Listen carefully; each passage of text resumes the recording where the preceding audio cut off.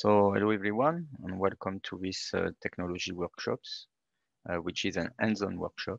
And my name is Denis Choucroune. I'm part of the HP Dev team, acting as a HP Dev program manager. And before diving into the hands-on workshop, I would like to begin by setting up the context for this workshop and give you some background information that are useful, I believe, they are useful to better understand what you will achieve and accomplish during this workshop. So today in this workshop, using an example related to predicting taxi ride travel times in New York City, you will be walked through the sequential steps of implementing a specific type of infrastructure known as a machine learning pipeline. A machine learning pipeline ties together different components of the machine learning workflow process to deliver machine learning models to production. And today we will do it using HPE Ezmeral MLOps. Ezmeral MLOps is a container-based software platform that extends the capabilities of the HPE Ezmeral container platform, and it brings with it a set of MLOps applications and collaboration tools that enable organizations to define a repeatable machine learning process for delivering machine learning models to production. HPE Ezmeral MLOps use KubeDirector to run the MLOps applications.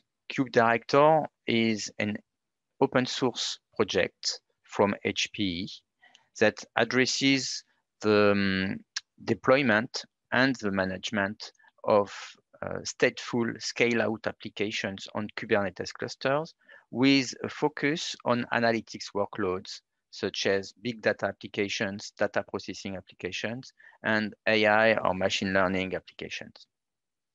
This workshop is delivered through Jupyter Notebook, as explained by Frédéric. And for those who want to follow along with me, we will all share the, we will all share the same resources of Kubernetes cluster managed by HPE Ezmeral Container Platform that provides Active Directory or built-in Active Directory LDAP integration for user authentication. It provides multi-user, multi-tenancy management, as well as a pre-integrated HPE Ezmeral Data Fabric, formerly known as MapR. And this data fabric provides the central project repository for your machine learning projects artifacts, such as a data set or your trained models. So with that, I will switch to the notebooks. So for those who have registered, you can log into your Jupyter Hub system using your credentials you receive by email. And you will start by the README first. So for those who are not familiar with a Jupyter Notebook is a set of cells, either text cells or code cells. And to execute and run a cell, at the top menu bar of your notebook, there is a play button, which you can click, and this will execute the cell and advance you to the next one.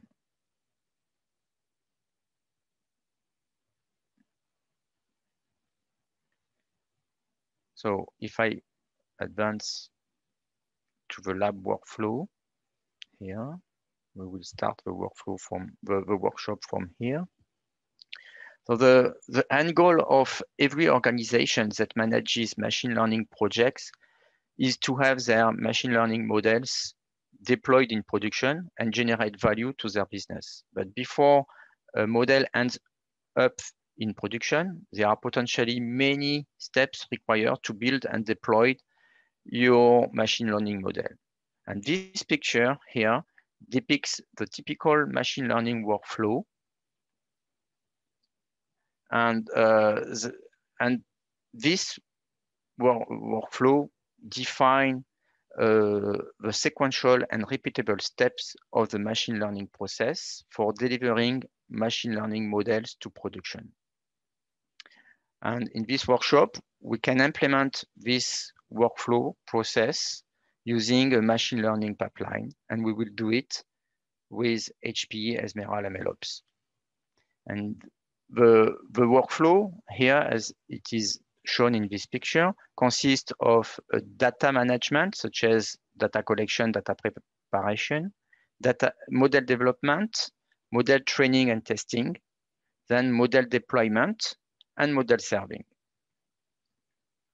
And if I scroll down a little bit, on the right side of the screen, this second picture shows you the sequential steps you will follow during this workshop to build and implement the machine learning pipeline. You will first authenticate to the platform. And once you are authenticated to the platform, you will deploy a Jupyter Notebook cluster as a component of your machine learning pipeline. The Jupyter Notebook is typically used by data scientists to run their experiments and develop their model. And when their model is developed, they can train their model on large compute resources, which we call a training cluster. This training cluster has already been deployed on the platform for you by the lab administrator. So you will train from within the Jupyter Notebook sandbox, you will train your model. And once the model is packaged and saved in a file on the central project repository, you will register your model on the platform, and you will deploy what we call an inferencing deployment cluster to publish your model and serve your model. And finally, you will use curl as an HTTP application client to make prediction. So with that, we can scroll down a little bit, go to Lab 1, and you can click on Lab 1. This will open the next notebook on your Jupyter Hub system. If you have any questions or issues to connect to access your Jupyter Notebook, or if you have questions, feel free to ask a question on the chat room, and we will do our best to respond to your questions. So the first step, as I mentioned earlier, is for you to authenticate to the HPE Ezmeral MLOps platform. You will do it using a REST API. Just for your information, what you will do here through the notebook is a programmatic access to the environment. Everything you do programmatically can be done using the Ezmeral MLOps graphical user interface. So once you will authenticate to the platform, you will fetch a kubeconfig file which will allow you to interact programmatically with the Kubernetes resources running on the platform. So make sure that for those who follow along with me, that you initialize the environment that defines your username, password, so your credentials, your tenant name on the platform, as well as a network endpoints to access the Ezmeral MLOps environment. So make sure you execute the cell.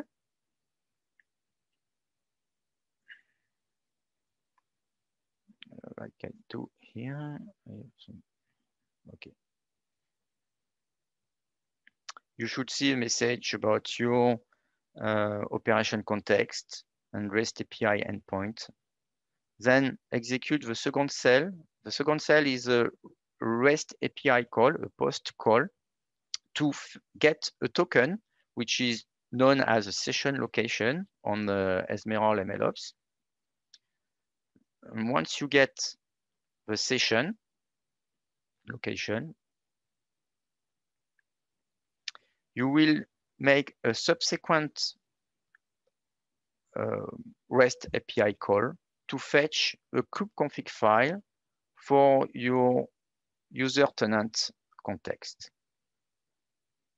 So make sure that you execute all the cells. These are bash cells.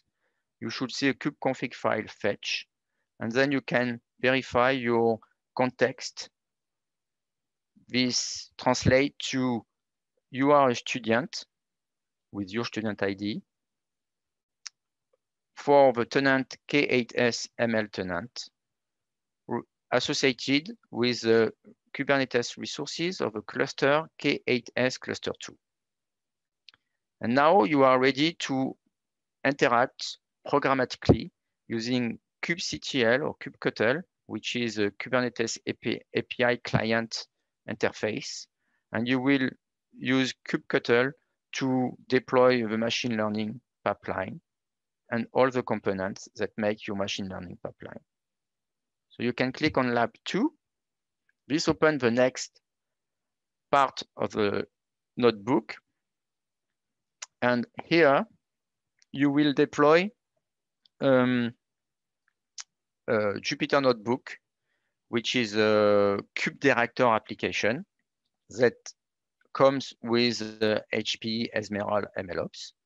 And again, before doing anything on the environment, you need to set some environmental variables. So make sure that you execute the first cell and you see the name of your student ID, which should match the student ID you has been assigned. Then you can use a set of kubectl commands to deploy the KubeDirector MLOps applications. KubeDirector application is a sort of template or a blueprint for the application. And you deploy an instance of the application through another custom KubeDirector resources known as KubeDirector cluster. So you can list with the command kubectl get kd app, which stands for KubeDirector application, the list of applications known by our Kubernetes cluster, and we will deploy for this part of the lab, the Jupyter Notebook KD app. So the next step will be used to deploy the Jupyter Notebook. In this environment, you will, as like any other application or containerized application, you will use the kubectl apply command with a YAML file, which is known as a manifest file, that describes the properties of your application instance. And something that is good with KubeDirector on the HPE Ezmeral MLOps is a concept of connections attributes. The connection attributes will allow you to integrate with your Jupyter Notebook the training cluster, which will allow you to train your cluster, your model on a remote training engine cluster. And it allows you to attach a secret, which is another object on Kubernetes that you will create. And this secret will allow you to tell the Jupyter Notebook how to connect to the source control repository that contains the models, the data sets, and the codes you need to do your work as a data scientist. So let's first create this secret. This secret, if you click on the next cell, cat SC secret, you can see this is the YAML file we will use to create this object on our Kubernetes cluster. And you see, we just define the information needed to connect to a GitHub repository that we already created for you. For each student user, we created a featured branch on a GitHub repository that will which content will be pulled up by the Jupyter Notebook when you create the Jupyter Notebook application instance. So we create the secret by using the kubectl apply command which is a standard kubectl command to create objects from a YAML file. And then we can create our Jupyter Notebook applications. Here, if you look at the content of the YAML file for your Jupyter Notebook application, you will see that we specify a name, we specify the type of the KD app application we want to deploy. And you see here in the connection attributes, you recognize the name of the training cluster we shared across all the tenant users to train the model. And we also attach the secret we have just created about the GitHub repo. Then we define the roles that make up our Kubernetes application, here our Jupyter Notebook, and we define the resources we want to allocate to our cluster. We will allocate 1 CPU and 2 GB of memory. And then, again, just apply the kubectl apply command to create the cluster. Now you may want to, before connecting to your Jupyter Notebook sandbox, we want to make sure that your application is running first. So you can run the next cell to verify that the KD cluster, which is an instance of our kubedirector application, is there. And you will use the next command, kubectl describe cluster with a cluster KD app name, to verify the status of the application. It would take roughly 1 minute to get a status of configured. You see that in my example here, the state is creating. So you repeat the execution of this cell until you see the status configured. So it should take a minute. Okay, now my cluster is configured. And you can see here in the event section that the kubedirector cluster is in state stable.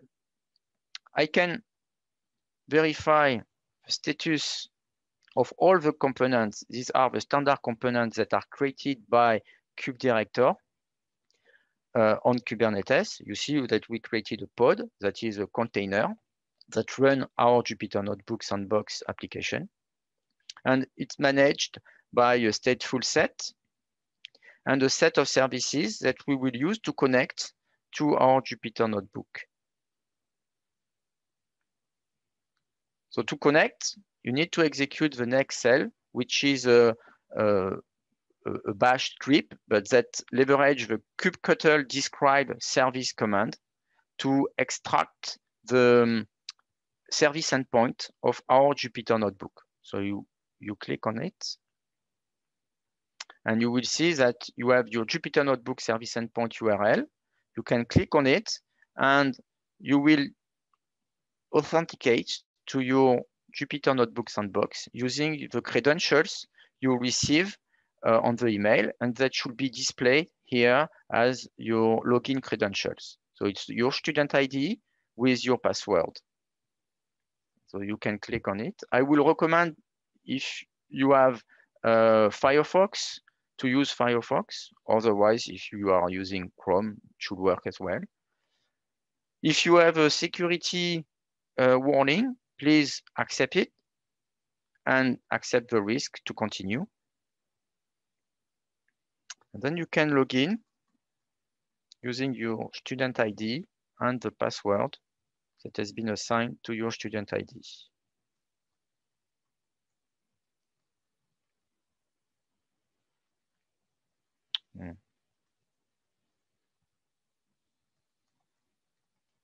Oops.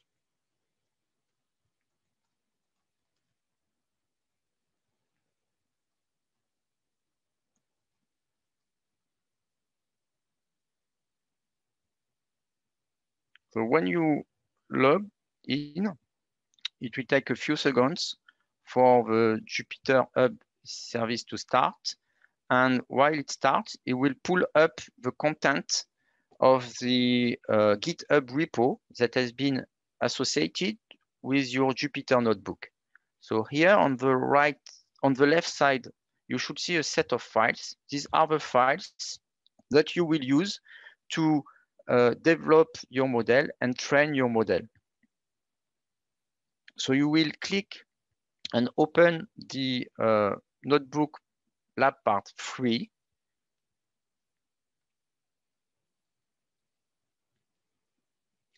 And this lab part is used to develop your model and train your model and save your model on the central repository. So you will first create, if you advance and click on the next. So you can also verify that your code versioning is integrated with Jupyter Notebook cluster. So for example, if I click on launcher here and open a terminal, at the prompt, you should be able to use a set of command, git command. So for example, git status. This should show you that you can use a set of git command to pull, to push and commit changes to your codes and models. Then the next step is, because we are sharing the same environment, we wanted to create a working directory for each user on the central project repository. So execute the step 2, so the code cell, to create your working directory for your student ID. And once it is done, you can, we are going to test the connectivity to the remote training cluster first, and then submit our code to the training cluster to train our model. Jupyter Notebook, that comes as a MLOps application here, includes a set of what is called or known as a custom magic functions. There are some line magic functions and some cell magic functions that you can use to submit codes, a piece of codes, to a remote training cluster. Typically, the data scientists use their local Jupyter Notebook sandbox to test, to develop, to run their experiments using a small data set. And then they can submit their model once they are satisfied with their algorithm and the parameters for their model. They may want to train their model against a larger compute capacity servers to train their model on a large data set. So this is what we are going to do here.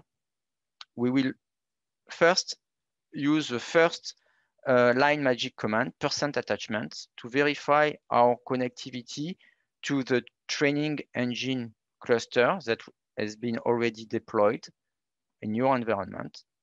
And then you can test the submission of a code cells using the next command, %% training engine shared, which identify the name of our training cluster. And then we just send a set of commands or Python code to get the date. You see the result and the output of this cell is history URL. You can copy this URL, and to retrieve the result of the job you submitted to the remote training engine, you can execute the next cell, but first replace your HTTP URL here with the history URL from the previous command and click on run to execute the cell. And you can see the result of the cell code which has been submitted remotely. So with that, now you are confident it works. We will train our model against the shared training cluster. So here you see some explanation about the typical machine learning workflow for models development.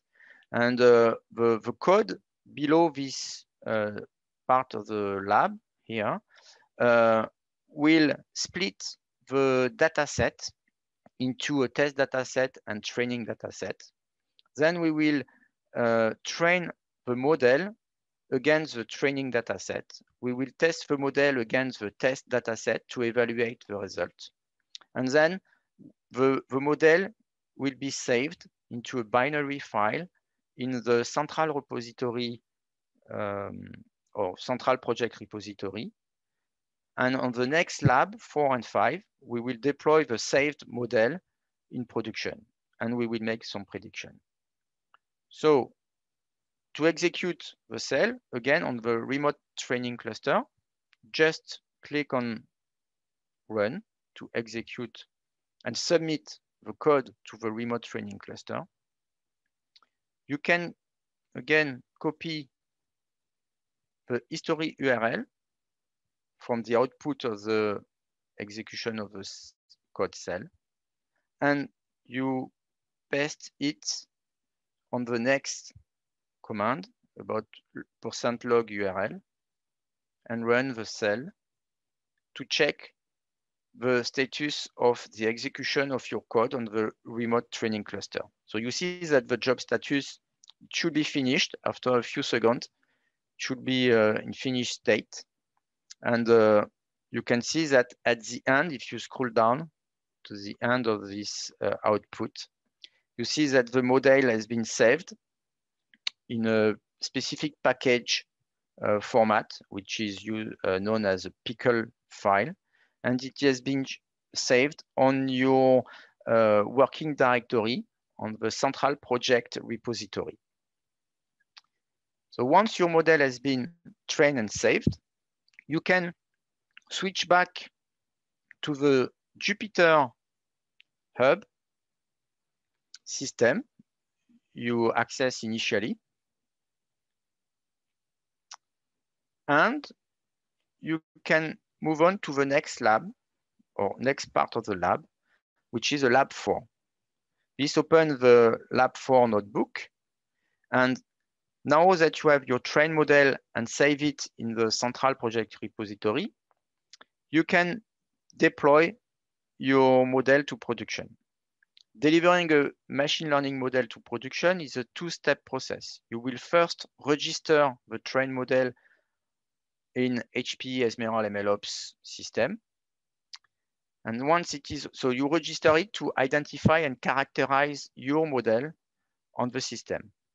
And once it is registered, you will deploy another MLOps application, which is known as the inference or deployment engine application, as a component of your machine learning pipeline. And you will attach the registered model to that cluster. So let's do it now. Again, you need to initialize the environment to define some variables that are needed to execute this part of the lab. And we will register your trained model. So again, when you register a trained model, you will create an object, which is known as a config map on the Kubernetes cluster. A config map is a standard Kubernetes object. And here we will characterize and identify our model we have trained and saved on the working directory on the central repository. So again, because it is a Kubernetes cluster, we will use a YAML file to create this object and use a kubectl apply command. So in this registration object or the registry object, you see that we gave it a name, a type, it's a config map. We give it a name, a kubedirector model, which is a specific label. So kubedirector recognizes that it is a model, a machine learning model. We give it a name, a description, a version. So you can have multiple models with different versions. And you specify the path of your packaged trained model on the working directory, on the central repository. And the scoring path is a scoring script that we will use to generate predictions on the last part of the lab. So now we verify that using the kubectl get config map, we verify that we have our config map defined.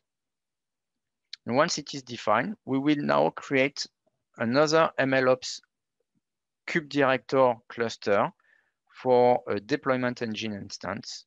And we will attach to this deployment engine cluster the registered model. Again, we will use another YAML file. And if you want to look at the description of our deployment or inference server cluster, you see that we give it a name. Again, we specify the type of KD app, kubedirector application we want to deploy. We give it a name and we associate in the connections attribute our config map, which identify our registered model. And you see here in the roles section that we have two roles, a load balancer and a REST server. So the deployment engine or the inference server cluster is actually a set of microservices or containers services that provide a secure REST API endpoints that we will use to make prediction. So again, if you want to deploy it, use a kubectl apply command, and this will deploy your inference cluster on the system. It will take 1 or 2 minutes to deploy it. Again, you can use a describe kubedirector cluster name to look at the status of your kubedirector cluster. While it is deploying, do we have any questions so far? No, but people can speak up or use the chat as usual to actually post their questions. So there were people asking for the files, for the notebook files, so I provided them to them. Okay. But, otherwise, no question. No question.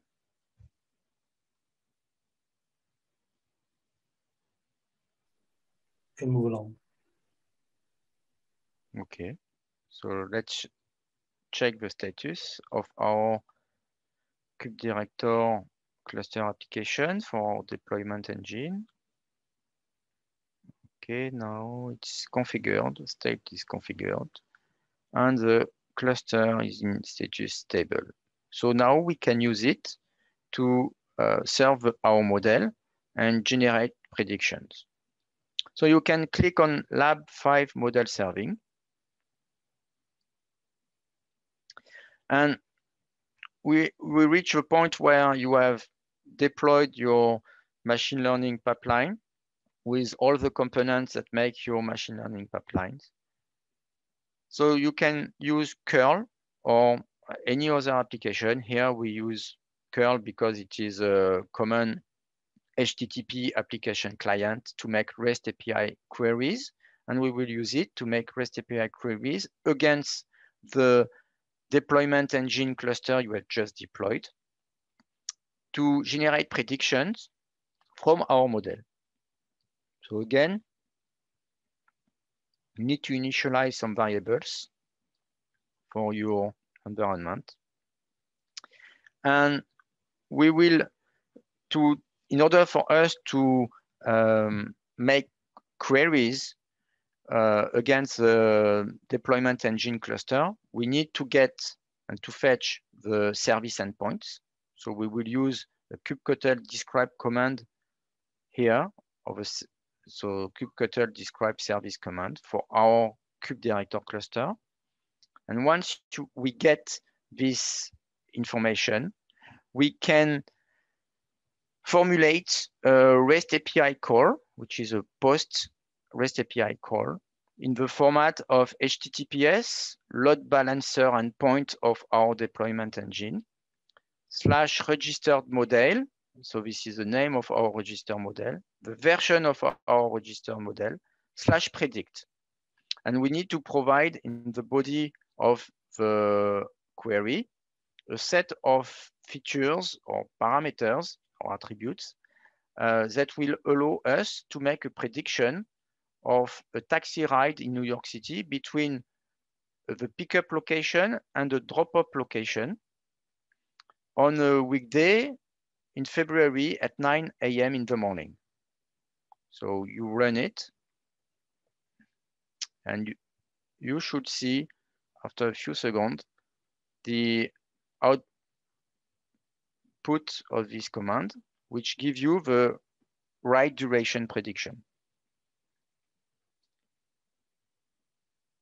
So with that, you have seen that to put in production or to for a model to end up in production, you can deploy machine learning pipelines that implements a typical machine learning workflow process, and using a single platform, HPE Ezmeral MLOps. So it's not too complicated. You can see what you have done today through a set of API calls can be done through a graphical user interface on a HPE Ezmeral MLOps user interface. So this will be exactly the same sequence of step to accomplish the same result. Denis? Yes? There's a question in the chat from Peter Moser. Does MLOps come with all the documentation and workflow out of the box, or does it need to be set up custom for each customers? So an already built-in framework, if you will.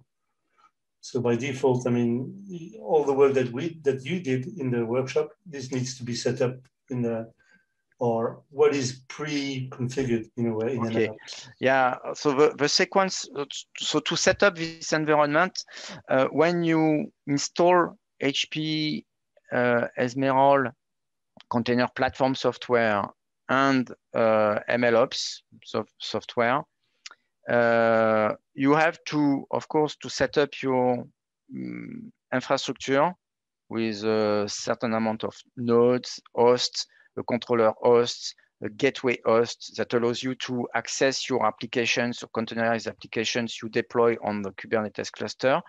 Once you have your host set up, you create your Kubernetes clusters, one or more Kubernetes clusters with a host. These can be VMs, virtual machines, or bare metal servers.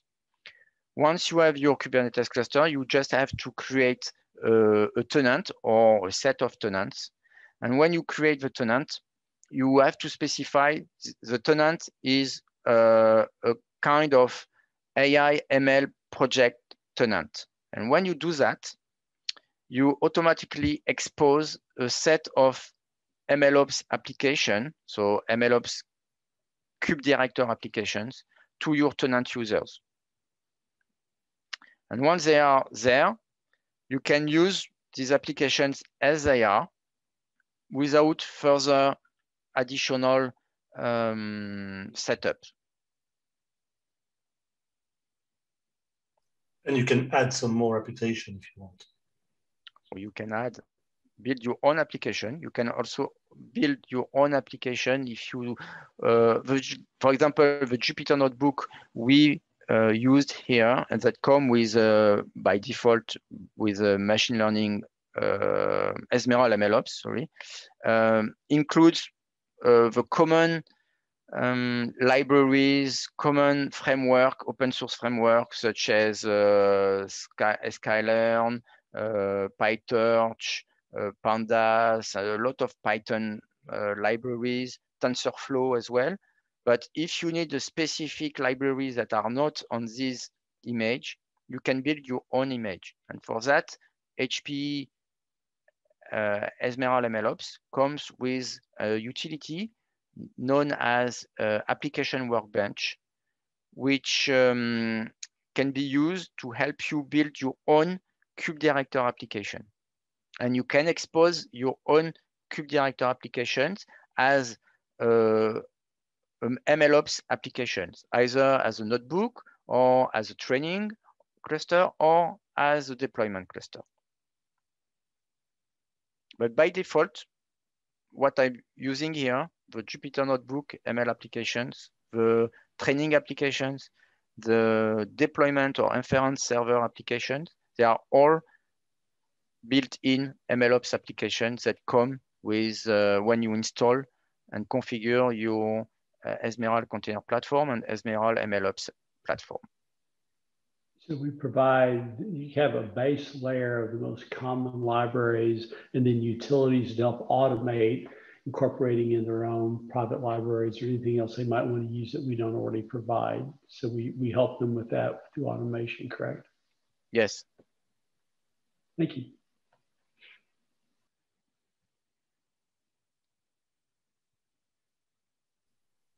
Any other questions? Any other question? For those who has follow along with me, please take some time to go through some cleanup. It takes a couple of seconds to do that. Just execute the kubectl delete command. This will clean up our system. And if you want, you will receive an email at the end from the workshop on demand registration to ask you to take a survey to provide us with your feedback and your comment on this workshop. And maybe if you would like to see other workshops on demand, please let us know. So you can go to the conclusion. You have a link to the survey, but you will receive the link also on the email. I think it is after 3 or 4 hours. Frédéric? Yes, indeed. You will receive you usually receive 4 emails. So welcome, credentials, and the third one 1 hour before the end. And at the very end of the 4-hour window, you receive a final email thanking you for your participation and asking you to actually perform the survey or fill out the survey, which is actually available in the conclusion notebook under the survey link that just a moment ago Denis was showing. So please take a minute to fill them up. It's very useful for us to take some feedbacks. And as Denis mentioned, we are using these feedbacks to, figure out what will be the next subject you'd like to see covered and so on and so forth. And for those who were not in the notebooks, I also put up the poll for the session. It's only 3 questions. If you be kind enough to answer those questions, it's helpful for us to understand if those sessions are useful. Thank you. And for the rest of the audience, just to let you know that the workshop will be made available in production because you've been using a staging environment today, but I'm planning to put this one in production next week, along with the video that was recorded today to help people out in case of issues. And as well, to let you know that whenever you're doing the workshops, we also have a Slack channel that you can register to and post questions whenever you'll be facing any kind of issue while doing the workshop.